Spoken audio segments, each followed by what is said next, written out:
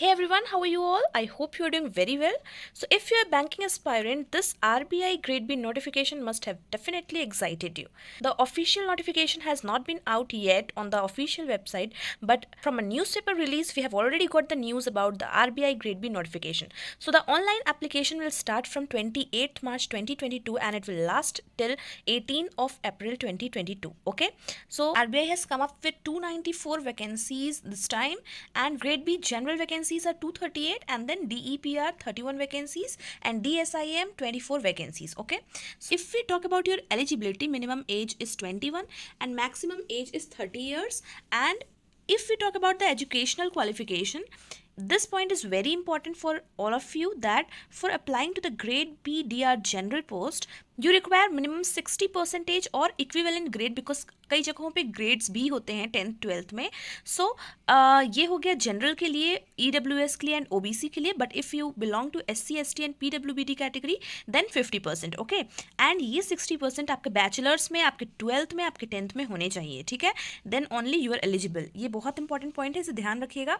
और अगर हम बात कर लें इस DEPR और DSIM पोस्ट के लिए, तो यहाँ पर आपके मास्टर्स होने चाहिए.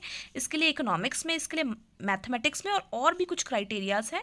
जब ऑफिशियल नोटिफिकेशन आएगा तो हम इसके बारे में और डिटेल में डिस्कस कर लेंगे. ठीक है, the fees to apply shall be as follows. SC ST PWD candidates के लिए 100 rupees and general OBC EWS category के लिए 850, and for the staff of RBI who are already working in RBI, उनके लिए nil है fees. Okay, so the pattern will be phase 1 that is prelims, phase 2 that is mains examination, and then interview. Okay, after discussing the pattern will come to the point कि हमें क्या क्या चीज़ों से starting करनी है. अब ये नोटिफिकेशन आ गया है, अभी तक भी जिसने स्टार्ट नहीं किया है, अब हमें स्टार्टिंग कैसे कैसे करनी है, क्या पढ़ना है, किस चीज़ से स्टार्ट करना है, उसके बारे में डिस्कस करेंगे. बट पहले देख लेते हैं कि प्रीलिम्स जो होगा हमारा 200 मार्क्स का होता है, जहाँ पर GA that is current affairs और भी फाइनेंशियल अफेयर्स ये 80 मार्क्स का आता है. क्वांट जो है वो 30 मार्क्स का, इंग्लिश 30 मार्क्स का, रीजनिंग 60 मार्क्स का. टोटल 200 क्वेश्चंस होते हैं 200 मार्क्स के, and the time is 2 hours. Okay, यहाँ पे सेक्शनल टाइमिंग होती है, उसके बारे में याद रखिएगा. मेंस में क्या होता है कि पेपर 1, पेपर 2 और पेपर 3 होता है. जो मैंने जनरल पोस्ट बताई थी ना, उसमें फर्स्ट, सेकेंड और थर्ड तीनों पेपर आपको देने हैं. लेकिन जो कैंडिडेट्स DEPR और DSIM के लिए अप्लाई करेंगे उन्हें सिर्फ सेकेंड और थर्ड पेपर देना है. ठीक है, तो मेंस में क्या है, ये 50% ऑब्जेक्टिव है, 50% डिस्क्रिप्टिव है, पेपर 1 और पेपर 3. ठीक है, तो यहाँ पर क्या है, ऑब्जेक्टिव 30 मिनट्स का 50 मार्क्स का और डिस्क्रिप्टिव 90 मिनट्स का 50 मार्क्स का. तो ये पेपर 1 है क्या, ये है economic and social issues. In this video we will discuss कि आपको अभी स्टार्टिंग में क्या पढ़ना है, प्री के लिए क्या पढ़ना है, लेकिन आगे चलकर आपको मेंस के लिए क्या पढ़ना है. इसके लिए बहुत जल्द ही हम वीडियो लाएंगे कि आपको इकोनॉमिक एंड सोशल इश्यूज़ में क्या पढ़ना है, आपको फाइनेंस एंड मैनेजमेंट में क्या पढ़ना है. We will discuss about it in the coming videos. Okay, so now coming to paper 2 which is English. Here the writing skills will be checked. This paper will entirely be in descriptive, 90 minutes, that is 1.5 hours, which will consist of 100 marks. Okay, and now coming to paper 3rd, which is finance and management. Objective 30 minutes and descriptive 90 minutes. Objective 50 marks and descriptive also 50 marks. Okay, so that was all about the pattern. Now the first thing in your preparation should always be a mock test. As I always told you, किसी भी examination की आप preparation start कर रहे हैं, आप fresher हो या ऑलरेडी आप 1 साल दे चुके हैं, बट आपको बिगिनिंग अगर किसी भी एग्जाम की प्रिपरेशन की करनी है तो आपको सबसे फर्स्ट में मॉक टेस्ट देना है. ठीक है, उसी एग्जाम पे बेस्ड मॉक टेस्ट से आप स्टार्ट करिए, and then only you can analyse कि ओके इस एग्जाम लेवल को, इस एग्जाम पैटर्न में मेरा क्या स्टेटस है फिलहाल और मुझे कहाँ तक इम्प्रूव करना है. तो RBI ग्रेड बी के लिए एक फ्री मॉक टेस्ट का लिंक डिस्क्रिप्शन में रहेगा, उससे जाकर सबसे पहले अटेम्प्ट करिएगा if you are going to prepare for this examination. Okay, mock test को देने के बाद अच्छे से एनालाइज करिएगा कि अभी मैं कहाँ पर लैग कर रहा हूँ, या मुझे और कितने मार्क्स गेन करने हैं, मुझे कहाँ तक जाना है, कौन से वीक एरियाज हो रहे हैं, करंट अफेयर्स में मैं कैसा परफॉर्म कर रहा हूँ. Because if you are banking aspirant तो आपके करंट अफेयर्स वगैरह आपको पढ़ने ही होते हैं लगातार, आपको कभी फ्लो टूटना नहीं चाहिए. ठीक है, तो ऐसा नहीं कि आपका जीरो आएगा उसमें, धीरे धीरे ही आप ग्रेजुअली इंप्रूव करेंगे. सबसे पहले आप मॉक टेस्ट अटेम्प्ट करना स्टार्ट करिए अब. ठीक है, सेकेंड थिंग इज, ये हम आपको प्री के लिए बता रहे हैं. ठीक है, मेंस के लिए एक अलग से वीडियो आएगी.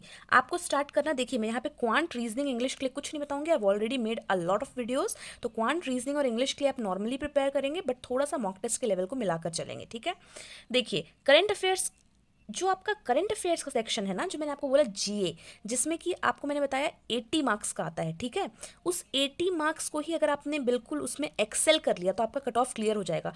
इतनी उसमें एक सेक्शन में इतनी पावर है कि आपने सिर्फ 80 मार्क्स अगर वहाँ पर ही गेन कर लिया, उसी को अपना स्ट्रॉन्ग पॉइंट बना लिया, तो आपका कट ऑफ ईजिली क्लियर हो सकता है। Just think about it, okay. Last year की कट ऑफ की बात करें तो 67 68 कट ऑफ गया था जनरल कैटेगरी का। इट वेरीज, देखिए कई बार बहुत ज़्यादा भी चले आता है, बट एग्जाम का लेवल ईजी होता है, ठीक है, तब ज़्यादा जाता है। ऑब्वियसली क्वांट, रीजनिंग और इंग्लिश तो आप पढ़ ही रहे हैं इतने समय से, लेकिन जीए को थोड़ा सा डिफरेंट तरीके से आपको यहाँ पर पढ़ना है, क्योंकि यहाँ पर सिर्फ नॉर्मल करंट अफेयर्स नहीं आएगा, ठीक है। तो देखिए जो करंट अफेयर्स है आपको 6 मंथ्स के वो तो पढ़ने ही है।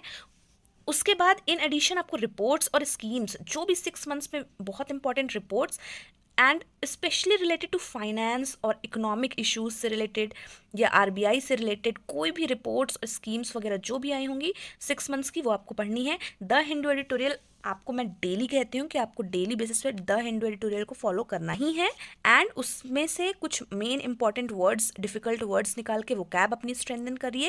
एंड आपको अब हैबिट बनानी होगी इंग्लिश के डिस्क्रिप्टिव में। इंग्लिश के डिस्क्रिप्टिव पार्ट के लिए आपको अब हैबिट बनानी ही पड़ेगी कि आप अपने वर्ड्स में एक पैराग्राफ हर दिन लिखेंगे, ठीक है। तो ये चीज़ आपको करना पड़ेगा द हिंदू एडिटोरियल से, और याद रखिएगा डिस्क्रिप्टिव वहाँ पर आपको टाइप करना है। तो इफ़ यू हैव लैपटॉप और पीसी एट योर होम, तो आप लिखने से अच्छा बेटर ये रहेगा कि आप टाइप करिएगा, ठीक है, एक पैराग्राफ डेली। इकोनॉमिक सर्वे को कंप्लीट कर लीजिए, ये आपकी स्टार्टिंग है, ये आप बिल्कुल स्टार्ट कर रहे हैं अब आरबीआई के लिए प्रिपरेशन। इकोनॉमिक सर्वे को कंप्लीट कर लीजिए, वॉल्यूम 1 और वॉल्यूम 2 दोनों। वॉल्यूम 1 आपका फुल, मतलब ऐसा नहीं कि आप कहीं से समरी पढ़ ले रहे हैं, ठीक है, दिस इज आरबीआई, ये आपको याद रखना है ना। वॉल्यूम 1 आपको जो ऑफिशियल डॉक्यूमेंट है फुल पढ़ना है वॉल्यूम 1, और वॉल्यूम 2 समरी पे आप जा सकते हैं, ठीक है। बजट आपको अच्छे से देख लेना है, तो ये दोनों चीज़ें आपको कवर करनी है, economic survey and budget, and उसके बाद गवर्नमेंट की स्कीम्स 6 मंथ्स का, और जो भी न्यूज़ में चल रहा है गवर्नमेंट की स्कीम्स आपको देखनी है। आरबीआई की साइट को अब आपको फॉलो करना स्टार्ट करना है। आरबीआई की एनुअल रिपोर्ट को प्रिपेयर कर लीजिए, जो एक एनुअल रिपोर्ट आती है, और लास्ट 3 मंथ्स में जो भी न्यूज़ और नोटिफिकेशंस आए हैं इंपॉर्टेंट आरबीआई की ऑफिशियल साइट पे, उसे जाकर विजिट कर लीजिए और देख लीजिए और उसे मेमोराइज कर लीजिए। इतना काम आपको अब स्टार्टिंग में करना है, and this will be sufficient for pre. आपको बिल्कुल अच्छे से करंट अफेयर्स प्रिपेयर होना चाहिए, और इतनी चीज़ें प्रिपेयर होनी चाहिए, तो आप उस जीए वाले सेक्शन में एक्सेल कर सकते हैं। क्वांट, रीजनिंग और इंग्लिश के लिए मैंने ऑलरेडी वीडियोस बनाई हुई हैं, आप चैनल पे देख सकते हैं, ठीक है। मेंस के बारे में हम नेक्स्ट वीडियो में या आने वाले वीडियोस में बात कर लेंगे।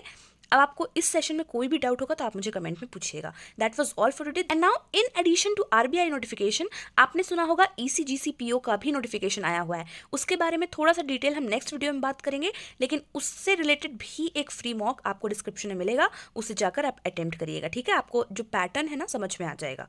This is Sabiya here signing off, see you on our next session. Till then stay happy, stay blessed, keep learning, and thank you so much for watching.